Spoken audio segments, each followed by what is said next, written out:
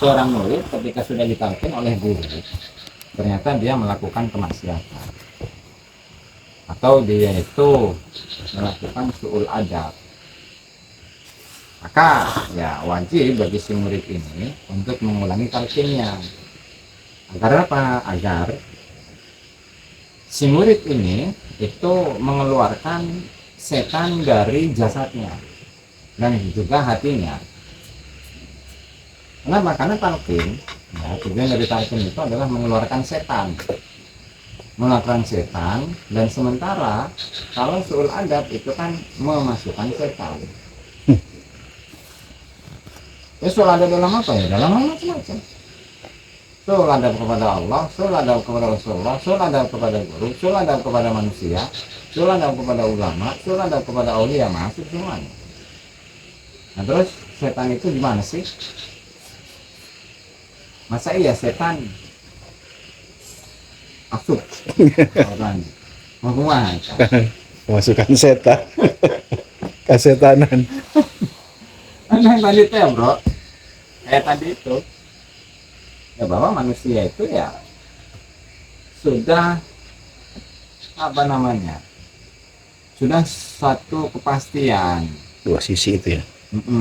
Sudah suatu kepastian bahwa manusia itu ya pasti ada dua sisi, energi negatif, energi positif. Karena kalau dia itu hanya diisi dengan energi positif, oke udah malaikat. Jadi ditita karena ditita sholat atau sholat hidup sampai kapan? Ditita non sedekah sampai kapan? Ditita zikir sampai kapan? Sementara untuk aktivitas lain, ada merokok, ada dahar, ada itu moal. Kenapa? Karena tabiat asli dari malaikat itu taat. Kalau manusia mengeluarkan setan dari dalam dirinya, mal bisa. Di sisi lain kan manusia tadi ada energi negatif yang biasa digambarkan dengan setan itu. Nah tinggal mana yang lebih dominan? Apakah lebih dominan buruk, energi negatif, atau baik, energi positif? Nah disinilah letak manusia lah ini. Sebenarnya sampai kapanpun manusia itu nggak bakalan hilang setannya itu. Alladzi yuwaswisu fi sudurin nasi minal jinnati wan nas, itu kan. Dan la'uwiyannahu, kata setan, kata iblis itu ke Adam itu ya. Sungguh aku akan mengajak kesesatan, menyesatkan Adam dan juga anak turunnya ila yaumil kiamah, gitu kan, sampai hari kiamat. Ya berarti itu sudah tabiat manusia, sudah apa ya, bukan tabiat, sudah karakter manusia itu memiliki dua sisi itu, energi positif dan negatif. Ini mal bisa diusir cina setan dari dalam diri kita, mal bisa diruqyah cina mal bisa, tetap baik ayat gitu. Karena itu gambaran dari tadi itu energi positif negatif setan. Membuat negatif setanan berarti. Ada. Nah kan dia misalkan, waduh, beres dahar ya, yang ngopi amat ya.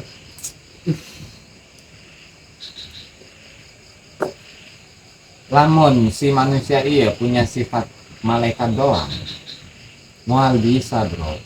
Hayang ngerokok, hayang ngopi, hayang ngobrol santai, hayang ngejieun anak, mual bisa ngarang, Bisa nge-download. mual bisa. Ada gawe cenah gini, nyangan duit segala macem ya, berpamajikan segala macem, mual bisa. Kalau unsur yang ada dalam diri manusia itu hanya malaikat, artinya unsur negatif positif doang. Jadi kan sesuatu yang panas, yang menimbulkan semangat, yang menimbulkan apa namanya, yang menimbulkan semangat, yang menimbulkan nafsu, yang menimbulkan hayang sare, hayang gawe segala macam, itu mah energi negatif, setan, teman, setan.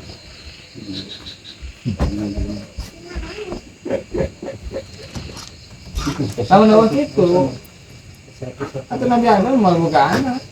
Hari eta kahayang eta sebutna eta setan apa siapa imbang masih keinginan lah. Nah, tergantung ininya kan, tergantung bentuknya. Negatif sama positif. Kalau positif bukan kali ya. Iyalah. Makanya kan tugas dari manusia itu hanya apa namanya ya, mengarahkan kepada hal-hal yang positif. Itu jihad yang sebenarnya berarti ya. Atau enggak lah. Dan Allah Akbar. Awal. Nama reject ini. Ya. Ini setan. Entah kita ya. Inna likulli insanin syaitanan. Inna likulli insanin syaitanan. Illa annallaha a'anani alaihi. Fa'aslama. Bisa fa'aslama. Atau fa'aslamu. Aman fa'aslama itu setan maksud Islam. Cuman itu jauh, namun kita menggunakan pemahaman yang barusan ya.